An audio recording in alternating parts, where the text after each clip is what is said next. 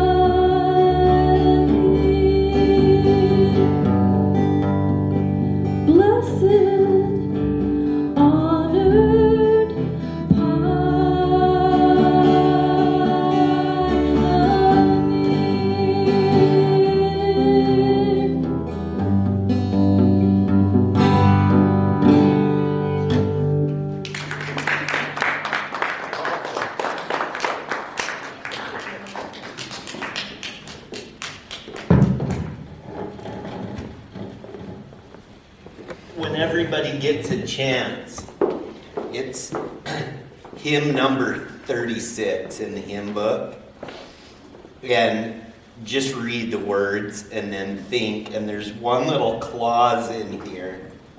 It says, it's the third verse, it says, as an ensign to the nation, they unfurled the flag of truth, pillar, guide, and inspiration to the hosts of waiting youth. That's you guys. And that's us. And I love that. Yeah. And when you think about it, this song, it was written, well, sometime in the early 1900s. So it was commemorating the pioneers. And my wife and I, as we've prepared this, we've had tears in our hearts. And it's very touching to just, it's an assignment for you guys on your own time. So. Thank you. I'm just going to take a minute. I've always, since I became a member of the Mesa chapter of the Utah Pioneers, I was thinking, who could we get to speak to us? And President Killian, I say President Killian because he's in our state presidency for years and years. And just really honored that man. And I've distributed his bio on your tables for you so you can read that. I'll just mention a few things. He served in the Arizona capacity of politics for 33 years. So can you imagine 33 years serving as a politician? He was, as noted there, director of the Arizona Department of Agriculture just till last year. He was Arizona Board of Regents. He was the Arizona Department of Revenue for 15 years, 14 years prior to that. The Arizona State House of Representatives, Speaker of the House, House Majority Leader, Chairman of the Ways and Means Committee. I mean, it just goes on and on.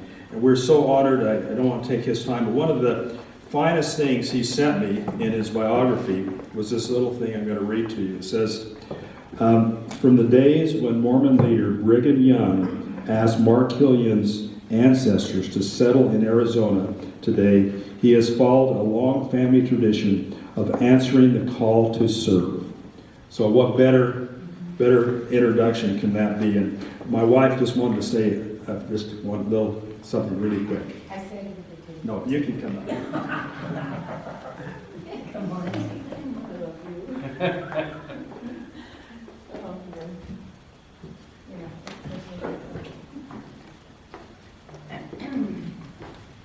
So when we moved here, I was expecting my 5th child, and we had 4 preschoolers. And so I was watching TV every so often in the news, and I see him on the news all the time. And I just thought, wow, there's just something about this guy. There's something about him. Everybody likes him. The Democrats, the Republicans, the nothings, everybody. And independents. You know, that was making a joke. See, you won't laugh at my jokes because they're not that funny. But anyway, and I just want him to know that I think you know that the Linfords have always revered you a lot. He's probably got more integrity than anybody I've ever met. And he's got a wonderful family. And we love them. They moved away, and it's sad, but no, it is. It really is sad. We're losing all our people. We have 4 Eagle Scouts. A lot of the credit goes to President Killian. Appreciate that. I am the director of a trek and I'd like President Killian to come up here. I'd like to present him with a trek staff. Oh my God. This is a handmade staff, and you can't go on a trek without a staff. That's for sure. So that is for you. It's handmade by Tina's best friend, Kathy DeBlanc. So Thank you that very much. is yours. It's awesome. Thank you. And we're anxious to hear from you. Thank you. Oh my gosh, that's awesome. Set that right there. Well, I'm not perfect. My goodness. Linda made it sound like I'm not perfect. And it is a very dangerous thing that you do, turning the microphone over to a recovering politician. That would be great. Thank you. Nancy said keep it short. Don't be boring. And I called my dad and I said, "Dad, do you have anything you want me to say to the sons of the Utah Pioneers?" He said, "No, don't be boring." So I'll try and heed the advice of my dad and my wife. I'd like to give you a little backdrop on where I come from, and it might help you understand why I was interested in politics and in serving. Going back into our family history, John Killian was the first Killian to join the church in 1831. He was baptized by Oliver Cowdery, and he followed the saints. Let me back up. The Killians originally are from North Carolina. They came over about 1725 from Germany, not Ireland, because Killian is a very Irish name. And we think that the Killians immigrated from Ireland into Germany in around the 14th century. And there's a number of different ways to spell Killian. Our family kept the K-I-L-L-I-A-N. Some of them are K-I-L-L-I-O-N. Some of them are C-I-L-L-I-A-N. And so that all goes back to a Philip Wolfgang Killian back in Germany. So John Killian joined the church, went with the saints to Missouri. He had a farm across the river in Iowa from Nauvoo. The story about Joseph Smith, right before he was murdered, he took a canoe and went across the river to the farm across the river. That was John Killian's farm. They were good friends, and he hid him out in his barn, and then, as you know, the folks said, "You need to come back to Nauvoo," and Joseph Smith said, "Well, if my friends don't care for me, then I guess I'll go back," and the rest is history. So the family went out to Utah. They settled in Salem, and his son went with the Killians, the Kemps, and them went to help settle Arizona. They settled in St. John's, and St. John's was too big for them, so they moved to Concho. And if you've been to Concho, it's a wind-driven, dusty place. They set up a mercantile store, and they had a ranch. And the Kemps, Christopher Kemp, daughter married my great-grandfather. And my grandpa was born there in Concho. 1899, 1900, my great-grandmother Killian said, "I'm not raising my kids in Concho. So George, you go find a place for us to live." And so he got on horseback and he rode, went clear down to the Mormon colonies in Mexico, came back, came up through St. David, Pomerane, and ran into the Gila Valley. And he said, "You know what, this is where we need to be." So in 1901 or 2, the family went by wagon train down the Coronado Trail and settled in Bryce, and then eventually moved to Thatcher. And so my pioneer heritage is, on my dad's side are the Killians and the Ellsworths. On my mom's side, it's the Whipples and the Kleinmans. My great-grandfather, Nelson Wheeler Whipple, was one of the ones that put all the shingles on the tabernacle. And my mother was born in Lehi, Utah, and eventually came to Arizona and then California, and then Mom and Dad met in California of all places, so when they were married. My grandfather lived next to the Kimballs. The Kimballs, the Naylors, and the Killians all lived together there in Safford, and there's a lot of great stories about the Kimballs and the Killians, and I won't bore you with those, but in 1929, the Bank of Safford, which my grandfather worked for, failed. One of the tellers was stealing money, and he stole about $25,000 from the bank. And Grandpa kept doing the books, and it wasn't adding up, and he went to the owner of the bank, and he said, "I'm not going to do anything about it." So Grandpa called the state bank examiner, and he came down and discovered that the assistant teller was stealing money. And so the owner of the bank wouldn't cover the capital, and so the bank went under. And Grandpa was appointed by the courts to distribute it, and it created quite a stir in Safford.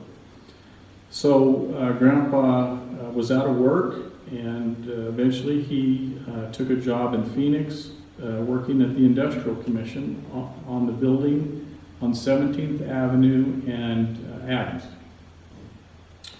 And just so happens, when I was director of the Department of Agriculture, I was in that building. It was my office. So Grandpa eventually bought the farm in Mesa, and he worked at the RWCD and farmed and did banking, and he was eventually appointed the Secretary of the Interstate Streams Commission, and he was the original group that started the Central Arizona Project. And Grandpa worked with the lawyers and helped shepherd the case lawsuit between Arizona, California, and Nevada in San Francisco, and then in the 60s he went back to DC and helped lobby the CAP through Congress. And it was finally passed in about 68.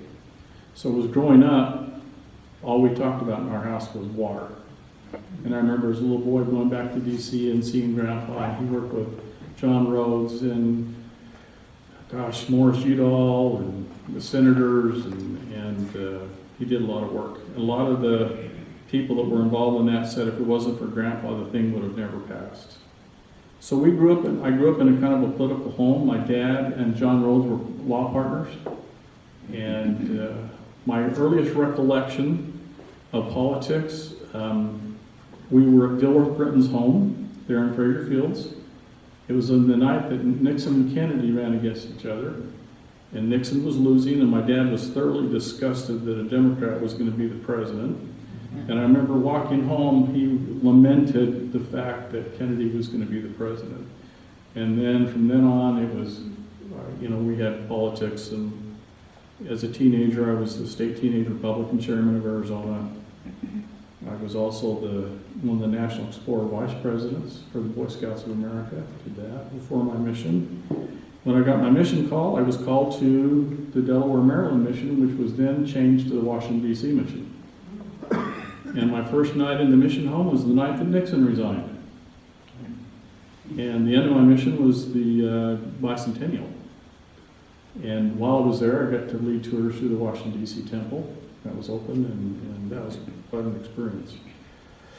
Came home, Nancy and I got married and started our family, and I went to ASU and got my degree. And in 1982, there was a vacancy in our district, legislative district, and so I decided to run for the legislature. And I walked on, probably knocked on 10,000 doors from April to September. And that district was all of Gilbert, Queen Creek, Higley, Chandler, South Mesa, the Dobson Ranch, everything south of Southern from Price to Gilbert Road, and everything south of Broadway from Gilbert on out. So it was a very interesting district. The senator was Stan Curley, and the incumbent rep was Jamie Sossman. And so we ran hard, and we were very lucky we got elected. And I spent 14 years in the legislature, and had quite an experience. Some very stars said to me, there will be a day that you'll be grateful that you're an Eagle Scout. Right, Mom? I'm a 14-year-old, sure, Mom. So she drug me past the finish line and got my Eagle.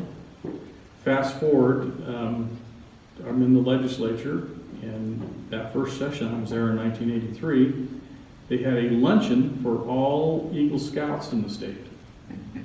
And they introduced them, and in that luncheon was the governor, the heads of the Speaker of the House, the President of the Senate, the committee chairs, the state agency people. And after they'd introduced all the young men and they talked, at the end they said, well, now I want all, the guy that was conducting me said, I want all the adult men here that have their Eagle Scouts, would you please stand so we could recognize you? Only 3 of us stood up. I was one of the 3. And after that, my colleagues in the legislature treated me differently. First, they came up and said, we didn't know you were an Eagle Scout. And I go, oh, is that good or bad? Okay. But then they would call me a Boy Scout. And during the ASCAM, and if you'll remember, they used to play the tapes on Channel 8 about what the people were doing about taking the money under the table and all that kind of stuff. One Saturday morning, my dad called during all that, said, "You need to go get the Republic. There's an article about you." And so I thought, oh, good. So I went, picked up the article. And in that article, Anthony Stadino, who was the Sting, was evaluating every single legislator about whether they would take a bribe or not. So I'm going down the names, and they got to Mark Killian and said he would be the kiss of death. Don't talk to him. And then it came to me, the reason they didn't do that is because they knew I was an Eagle Scout. And my mother's words came to me, there will be a day that you will be grateful that you're an Eagle Scout. And so I was blessed to have parents that drug me into my Eagle Scout and the impact it had on everything that I did publicly. A few of the things that are accomplished in the legislature, sometimes things that you do, you don't realize the long-term impact that it'll have. And one, as a freshman, being a young father, one of the things you always dealt with was child restraint seats. And Arizona didn't have a lot at the time, and the death rate amongst young children in car accidents was huge. So there were 3 of us in the legislature that sponsored the bill, and we got it passed, and Governor Babbitt signed it. And I know a lot of people at the time were not happy that they were required to have a child restraint seat. But if you look at the statistics today of the number of children who have been saved over the years in car wrecks, in car seats, makes all the criticism that I got at that time well worth it. And you can have a positive impact on people. I sponsored the bill that created the Department of Agriculture. I didn't know at the time that almost 20 years later I'd end up being the director of the Department of Agriculture. Governor Simonton signed that legislation. I sponsored the bill that created the Arizona Water Banking Act, which allowed Arizona to take its full allocation of the Colorado River water and put it underground for savings. The reason that was important is because California and Nevada were taking all of our, not all of our water, but our excess water that we weren't using under our allocation. And when we did that, it kind of brought Nevada and California to their knees because they couldn't steal our water. I sponsored the bill that created ASU East, or ASU Polytechnic. After Williams Air Force Base was closed, it was a huge problem, and it was my legislation that created the funding for ASU East, MCC East, and also the tax benefits for businesses who would locate at that airport. And you can see what's going on today. It's amazing, the growth. So we went from losing $100 million a year when the Air Force left to probably 3 times that much money comes into Mesa and the surrounding communities today. And so I was happy to do that. As a legislator, there was some very interesting times, difficult times, and when I was Speaker of the House, worked very closely with Governor Simonton. John Green was the President of the Senate, and it was probably the most effective time that the legislature had been in a generation. If you remember, back in the 90s, the legislature would keep going clear into July, on and on sessions. It was dragged out. And when I became Speaker, I said, we're not doing that anymore. We're going to do the budget first. We're going to do it in 65 days. And then whatever's left, we'll deal with. And I was able to convince my colleagues. And so that first year, we got the budget done in 65 days, and the legislature was out in 96 days. That hadn't happened in 25 years. In the 4 years I was Speaker, we kept that up. In fact, when I left being the Speaker, the legislature's public perception was higher than it had ever been. I mean, legislators are held in low esteem anyway, but at least we climbed the ladder. And the public's perception of us was good. When I left, I actually, that last session, there was a bill that the tobacco companies were running to take away the city's ability to regulate tobacco. And they wanted the state to control it, to decide where they could sell tobacco. And I was not for that at all. In fact, I thought each community ought to be able to determine their own destination. That I was home cooking breakfast for my kids one morning, and the phone rang. And I picked it up, and it was Haley Barber, who was the chairman of the Republican National Committee. Some of you remember him, he was the governor of Mississippi or whatever. And he said, Speaker Killian, how are you doing? I said, fine. He said, I need you to do me a favor. And I said, what's that? He said, I need you to move the tobacco bill. I said, oh, really? He said, yeah, we really need to move that. And I said, well, I'll think about it. I hung up, and the more I thought about the matter, it made me, because instead of him calling me to say, hey, Mark, you guys are doing a great job, you've forwarded the Reagan agenda, you've cut taxes in Arizona, you've reduced spending, Arizona's economy's growing, you want me to run a stupid tobacco bill? And so I called my staff, I got really mad, I called my staff and I said, you get the tobacco lobbyist in my office. I'll be there in about 45 minutes. And so I drove to Phoenix, and every mile I got madder and madder and madder. And so when I finally got there, I went in my office and opened the door to the conference room, walked in there, and here's all these tobacco lobbyists, and they're one of my friends, they've known them for years. I said, your bill's dead, it's not going anywhere, it's in my bottom drawer, which is a mile deep. Don't you ever call and ask the Republican National Chairman to put pressure on me to run a bill. And I left the room, and they were all just in shock. So I didn't think much about it, and then next thing I know, I get a phone call from a reporter from the Wall Street Journal. And they wanted to know about the conversation, and I told them about it. And so they wrote a big article about how I had told the Republican National Chairman to take a hike. And so, and then later that year, we got a phone call from Governing Magazine. They decided, because of what I didn't do, because I didn't move the legislation, they made me the public official of the year for the United States. And so it's kind of an interesting deal. Usually it's something you do, you know, pass legislation. This is when I stopped. So when I finished the legislature, I went to, I was going to go back to family business, and Governor Simon called me, and he says, I need someone to run the Department of Revenue. And I said, why would I want to be the state's chief tax collector?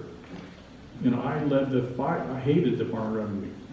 I mean, we cut taxes. I criticized him all the time. And he said, Mark, I need you. And I said, well, I got to think about it. So I went back to family business, and Dad was sitting there, and we were talking about it. He said, Mark,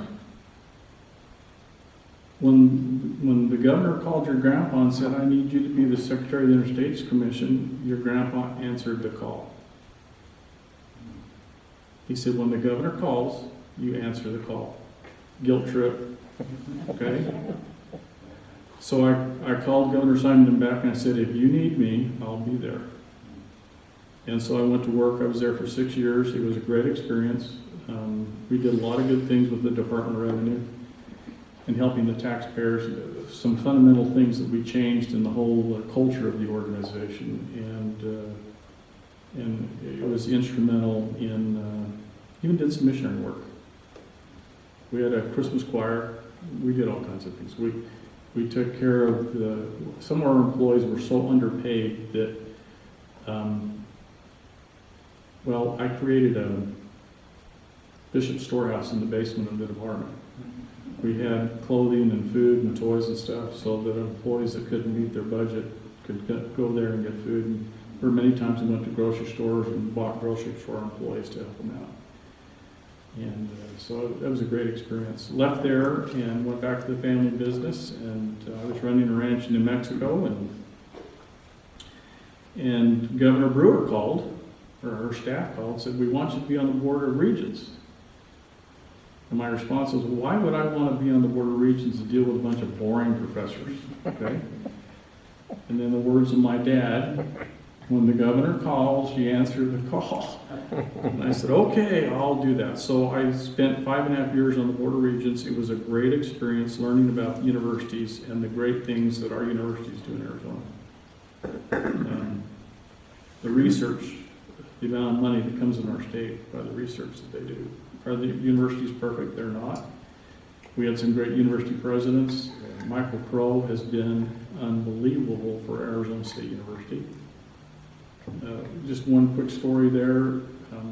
There was a retired doctor that came to see Dr. Crow and said, I'm changing my life story. I've been a doctor, but now I want to do research. And so he started doing research, and one of the things that he developed was the serum that stops Ebola. And it was derived from tobacco plants that they grew at ASU. And I don't know what he did, but that's what helped stop the Ebola crisis. And I can tell you story after story after story at all three of our universities where university professors and researchers have done things that change our lives dramatically. My biggest frustration was the tuition issues. Our tuition is way too high. I still believe it's in violation of Arizona's Constitution where it says education needs to be as free as possible. In fact, I even threatened to sue Governor Ducey when I was chairman of the Board of Regents when he was going to cut the universities. And which leads me to the next thing. So, we had a press conference and I just beat him up pretty good and said, this is not good. It's going to raise tuition. And while every other state around us was putting more money into the universities to make them more affordable, we were doing just the opposite. Well, prior to that, the director of the Department of Agriculture had retired, and some people in the agriculture community had come to me and said, would you be willing to apply for the director of agriculture? And I said, well, sure, I'll do that, because our family's been in agriculture. And I was in a meeting with Jan Brewer at the time, and Jan said, look, if I appoint you to be the director of agriculture and you're the president of the Board of Regents, you'll have more authority than I have, so I'm not going to appoint you.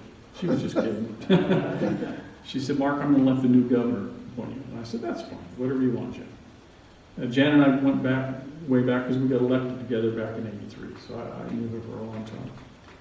So when I criticized Governor Ducey and beat up on him, my agricultural friend said, you're never going to get appointed now. It's just not going to happen. Well, as fate would have it, Governor Ducey vetoed a bill that the agriculture community really wanted really bad. And so made them all upset. So he and his staff went to him and said, what can we do to make it up? And they said, you appoint Mark to be the director of agriculture. So they called and said, we really don't want to do this, but would you be willing to serve? And I answered the call. I said yes, which created a very interesting dynamic between Governor Ducey and myself over the 8 years that I served as the director of ag. Department of Agriculture is a health and safety institution. Most people don't know that. We dealt with all the food safety issues in the state. We deal with all zoonotic diseases. We also dealt with weights and measures, which regulates all the gas pumps in the state. We're the ones that made sure that those credit card scammers weren't in those pumps. Weights and Measures checks all the cash registers in the state, in every grocery store, to make sure that when you put your 5 pounds of potatoes on the scale, it matches the price that goes to the cash register. By law, the prices that are posted on the shelves have to match what the cash register does. Our agency regulated that, checked on that. We also would go up and we check the contents of boxes. So if you went and bought a 5-pound box of Bisquick, we made sure there was 5 pounds of Bisquick in there, not 5 pounds of air. So you can imagine, with all the gas pumps in Arizona, all the cash registers, all the scales that are used in commerce, we had 14 people doing that. 14 people. And the livestock, and with the livestock inspectors, used to have 80 livestock inspectors back in the 80s and 90s. We had 18 to regulate all the movement of livestock. The agency had taken some severe cuts back in 2008 and had never recovered. When I first became the director and I checked the pay sheets, I was amazed to see that my law enforcement officers, who are livestock officers, who carry a gun, who are post-trained, were being paid $15 an hour. $15 an hour. So it took me nearly almost 8 years to get the pay increase for our employees. We had 65% turnover, one of the highest in state government. And I finally got the department administration to do a pay study on our department, and they found that our employees were anywhere from 25 to 45% below the average pay scale. So it kind of embarrassed the governor's office, and so they finally agreed in 2022 to raise the pay of our employees. I had employees who had not had a raise since 2008. And so we were very fortunate that our core group stayed with us. So when I left there a year ago, we were able to attract a lot of really good people because we got the pay up to where it needed to be. Probably one of the most challenging things we faced was the E. coli breakout in 2018. If you remember in Yuma, in the lettuce, the E. coli showed up. It took the federal government 3 months to show up to do an investigation. And they were going to try and throw all the farmers in jail, and I said, no, you're not going to do that. I said, first of all, you weren't here. Second of all, you can't identify where it came from because you weren't here when you should have been here. And so through our negotiations with the FDA and the USDA, we were able to set up, and which we now have a rapid response strike team at the department. So if something like that happens again, our team can be on the site within hours to try and figure out where the contamination came from. The farmers changed dramatically a lot of the things that they did, and the water, they treat the water now. For example, if you go to Yuma and you see all those lettuce fields and all of that, let's say a flock of geese lands in the middle of the lettuce field, they'll condemn the whole field now. They won't even pick it. The workers that go in the field have to wear hairnets, they have to wear glasses or gloves. If they take a bathroom break, they have to go out of the field. The supervisor walks with them, leaves the mobile latrines. They have to wash their hands before they can go back. If they don't, they fire them right on the spot. And so our food today is probably the safest of any place in the world. Now, does that mean that you're 100% perfect? No. But with what the industry has done, with the help of our department, and getting the FDA to come around, it's much better. Yuma is, from November, April 1st, is the #1 grower of leafy greens in America. 90% of the leafy greens in America come from Yuma. It's a $3 billion industry down there. And it's critical that we keep that industry going because of who they feed. The other thing the department did is we regulated all of the produce coming out of Mexico through Nogales. And we had about 100 inspectors.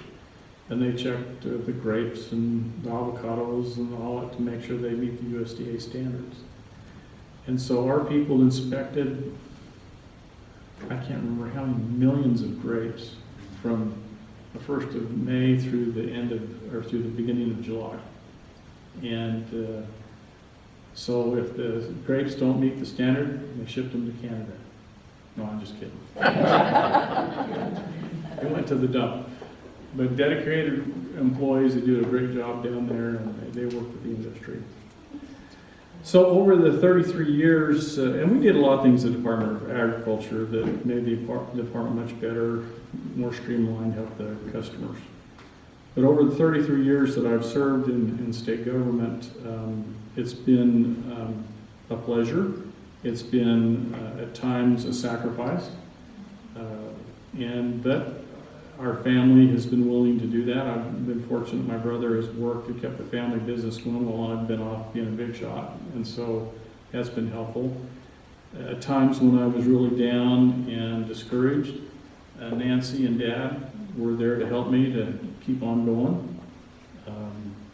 And so, and my kids were, they put up with it, I was very grateful for my children.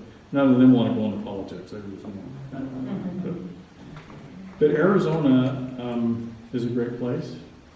If you look at what we have in this state compared to other states, we are very blessed because of the hard work of a lot of legislators starting in the mid-1960s on that created the environment that we now have in Arizona. Now it's sad we're losing a lot of agriculture, and I'm hopeful at some point the state will develop a statewide policy on preservation of agriculture and open space. That needs to happen. But the jobs that our children can find today compared to 40 years ago are a light years difference. You look at all the high-tech firms that are coming here. The housing, it continues to grow. Every time California does something crazy or the ground shakes over there, people come here. Every time there's a hurricane in Florida or the Midwest where they freeze out all winter, what do? They come to Arizona.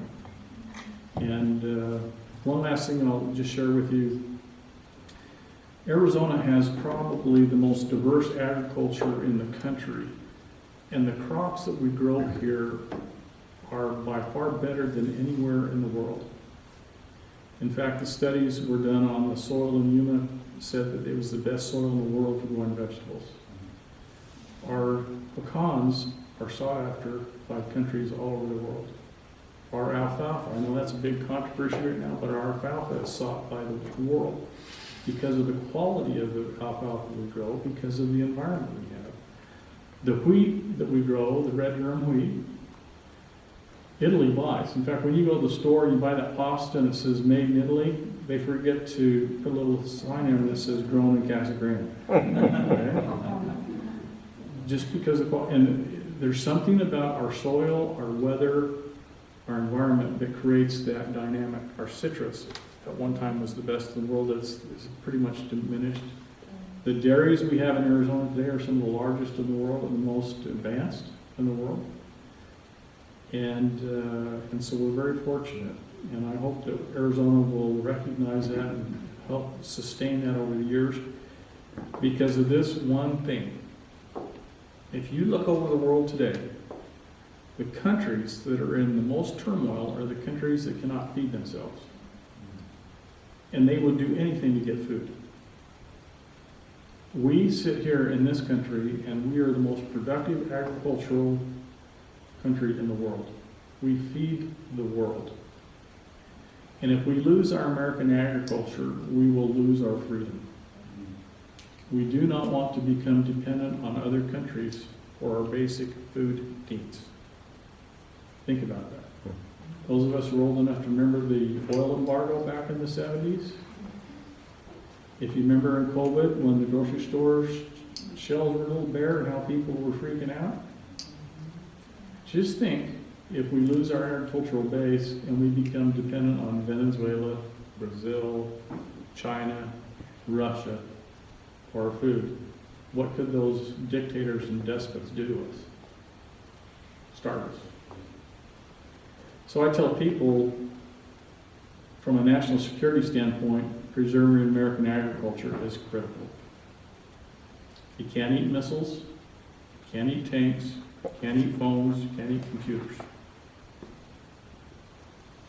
And in a critical situation, if you got to choose between your computer or your Twinkie, where are you going? Okay? No, I should say hamburger. But that's the bottom line. And so I think when you read in the Book of Mormon where it talks about a land of liberty, a land that is blessed more than any other land in the world, I think sometimes we get caught up in the discussion of the Constitution and the Founding Fathers, and probably the most important people we forget about are the farmers and ranchers, because they feed us. And without them, we lose our freedom. I appreciate the opportunity to visit with you tonight, and I'd be happy to answer any questions if you have any. If not, I'll shut up so you can go home and have a good evening. Yes? I know a lot of people concerned about our water Yes. because of the reservoirs are going down and we're building more homes and building a lot of stuff and our fields are going away to houses. And I was just wondering if you could kind of touch on that a little Sure. bit. It's not critical, but I just think that's something that needs to be addressed. Absolutely. That's probably one of the biggest concerns that people have right now is Arizona's water situation. Last 20 years, we've not had the snowfall or the rain up in the Rockies to help the Colorado River, and we've drained it. And there's two reasons for that. One is the growth, but also agriculture uses about 70% of the water. And so as a result of that, as that demand has grown on the development side, there's tug of war on use of water. Arizona is at a critical stage right now on how they're going to divide up the water and how they're going to use it. And so when the state adopted the groundwater code in 1980, and they stopped pumping as much out of the groundwater and brought in the CAP water and the Groundwater Banking Act, that allowed the aquifers to come back up. So in counties like Pinal County, where they're not getting CAP water anymore, they're starting to drill wells and they're pumping water, and the water levels come up quite a ways, so that's a good thing. The one thing that Arizona has is it's called Harquahala. That's east or west of Phoenix. I worked out there. Okay? Harquahala, under the Harquahala land is 3 lake meads worth of water. 3 lake meads worth of water. And so Do we own that? that's owned by the farmers that own that land out there. And so that water will probably be made available to be gone through the Central Arizona Project to go to cities and other places. I told Governor Ducey 8 years ago that he needed to figure out how to help make that happen, because that would relieve some of the stress on communities like Queen Creek and Hickory and places like that on the west side with all the growth. And so I'm thinking that hopefully that'll be part of the solution. The other part of the solution will be to come from the universities as they develop better plants that use less water, more heat tolerant. That's where the research is going to be made that helps agriculture use less water. The practices that agriculture uses now is much better than it was 40 years ago with drip irrigation and laser leveling the fields. They're much more efficient today than they were 45 years ago. So I think all of that coming together will help solve the problem. In rural Arizona, there's a concern about the groundwater that's being pumped, and that's going to have to be regulated some way. So the legislature's got to figure out how to do that. And so I think if they'll tend to business, they can solve the problem. So I worked for a company that, back in the late 90s, and that's what we did. They had a big trucking outfit where they repaired trucks, but a truck shop. But they got a contract to go out there, round off the hill and on out, and well living out in there. And we had to go out there and make sure all of those pumps were working, or workable. Right. And so I was involved with that quite a bit. When they did the Groundwater Act of 1980, they set aside 3 basins for transfer. Harquahala, Butler, and one other one, I can't remember what it is. But those, under the law, you can move that water anywhere in Arizona. And so those are some of the discussions that are going on right now. And I think Harquahala, well, let's just put it this way. Harquahala has enough water to take care of a lot of our needs for the next 400 years. Okay? So they may have to stop farming over there. Well, that may be the case, but if Our ability over there. well, currently right now the law says you can only go to 1,000 feet for your water, and if they'll change the law to 3,000 feet, they'll have all the water they want. Well, Yeah. they're trying to change that now. You know, I don't know if they are. There's a lot of competition right now going on about that. So Now, do we pump a lot of water from here to Tucson? we don't pump water here, but they get CAP water down the canal. They get CAP water. Yeah. So, yes, you had a question. I hear little inklings and bits and pieces in the news that there are factions, whoever they may be, that are somewhat attacking food production or food production facilities. Is that really going on? And what are we doing about it? And what kind of a threat is that really to our stability and our security? And who would do that, and why would they do such thing? there's a number of animal rights groups who consistently attack production agriculture. I'll give you a good example. I can't remember the name of the group, but in California, there was about 400 or 500 of them that invaded a poultry farm. Private property, came on the poultry farm, and went in there and stole a bunch of chickens, took them out of there. The owner said, you can't do this, you're going to violate our biosecurity, which the poultry farm's biosecurity is very stringent because of the avian flu. And so, but they stole a bunch of chickens and they called the sheriff's department and they arrested some of them. There was a group that went to one of the processing plants where they processed chickens and turkeys and stuff, and they stopped all of that and ran the employees off. There's been drones flying in dairies to disturb what's going on in the dairies. We've seen them attack GMOs and things like that, which there's nothing wrong with GMOs. And there's a group that wants to give animals the same rights that humans have. That's their golden objective. They want to do away with all animal agriculture. They want to restrict how we farm. It's very serious. Yeah. And so... Yeah, you hear about it a lot, and it's just like, why would I mean, this is something that we've done since the beginning of time, you know, and it just seems... If you look at the background of many of these groups, they are deeply instilled in the control of the human population. They see humans as an enemy of the earth. And so they're going to do everything they can to reduce human population. Now, they won't come out and say that publicly, but if you read their writings, that's exactly what they're doing. And the best way to get rid of humans is starve them. Yeah. Okay? So if they handicap our ability to produce products, food, what's going to happen? So in essence, it's a type of warfare against our population. Mm-hmm. Wow, it's just incredible to me. Yes. It's groups protecting animals against inhumane treatment. And also I heard that cows are one of the biggest producers of methane that there is. And methane is also supposed to be injurious to us too. So it's complicated. You know, the cow farts is what you're talking about. Okay? Huh? The cow farts is what you're talking The about. feedlots.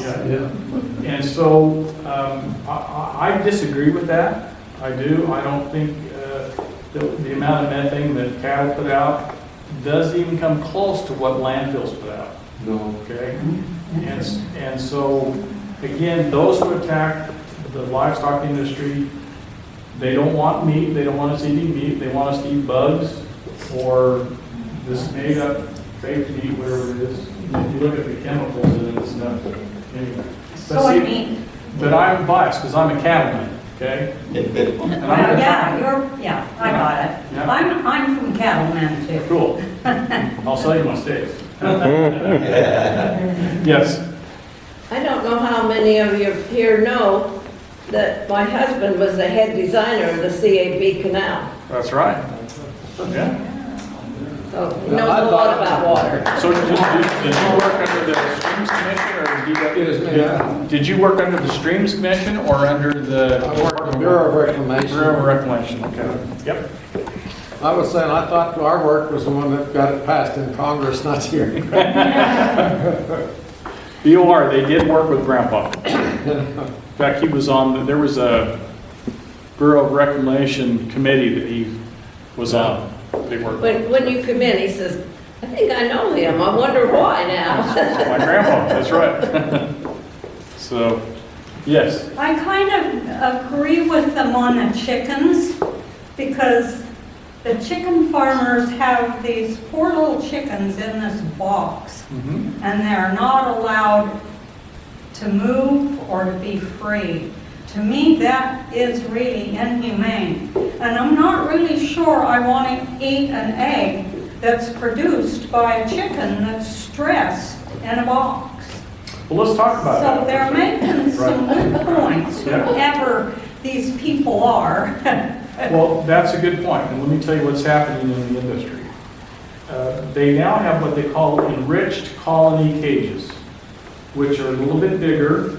They don't put quite as many hens in those. They put roosts in them, and so they have more room, so they're not packing like they used Yeah, to. just, The other thing they're doing is what they call cage-free. They have these huge buildings. They have the laying boxes in there with the roosts, and the hens are free in those buildings. yeah, And they'll have 30 or 40,000 hens in these buildings, and they can go up and down to whatever they want to do. They have chicken psychologists who study sorry about that, Dr. Charles. They study the behavior of hens, and they've determined that the hen is much more productive if she has a quiet, dark place to lay her eggs. And so all of the nest boxes now are not open, but they have a red curtain with little dividers in it, and the hens go in there, lay their eggs, and come out. There's also operations that have hens outside, what they call free range, right. and they go out and they run around in the grass and eat and stuff like that. Right. And so the industry's come a long way from where it used to So be. they're coming Oh, better than they were. Yeah, because I always watch them when I buy eggs to buy cage-free or free range or however. yep. But you know what? Those eggs are not any more healthy than the eggs you get from the small box. You know, the health would be the same. I'm just worried about stress.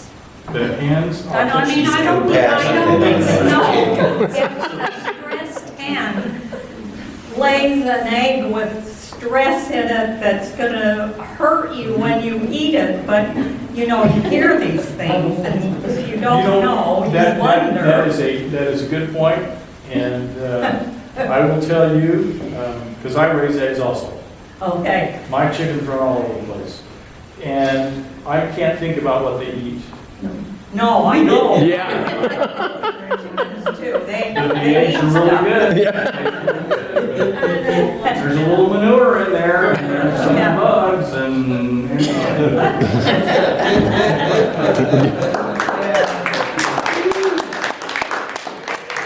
thank you very much. I appreciate the opportunity to visit with you, and I appreciate, I spoke to this group 9 years ago.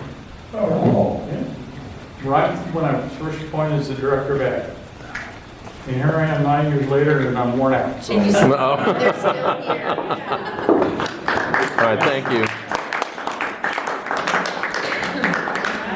Thank you for that. Yes.